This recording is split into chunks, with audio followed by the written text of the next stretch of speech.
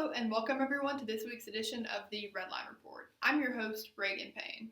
Today in Freight Findings, we'll talk about Vidalia onions and their impact on reefer capacity.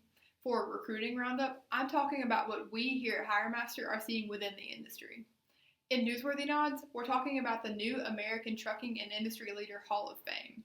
Back to Freight Findings, reefer capacity is extremely tight in some areas of the country, namely southern parts of Texas. This is partially due to the U.S. importing 13% of annual onion tonnage from Peru and Mexico. These shipping volumes peak in March and run through the end of June. The Vidalia onion pack date is so prevalent for this portion of the market that Dean Croak, principal analyst at DAT, shared an anecdote of a flatbed driver hauling sweating onions under a tarp to New England.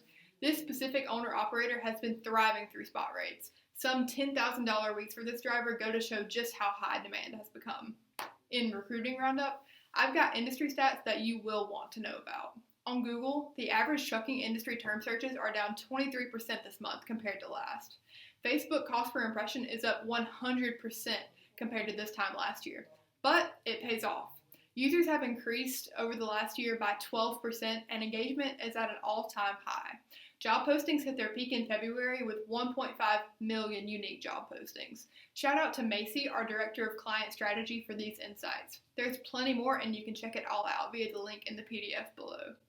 For Newsworthy Nods, as the American Truck Historical Society celebrates its 50th anniversary, the organization announced the opening of the American Trucking Industry Leader Hall of Fame. The ATIL Hall of Fame, located in the home city of Kansas City, Missouri, will be home to existing industry achievements, awards, and home to a destination for industry members, their families, and to the public.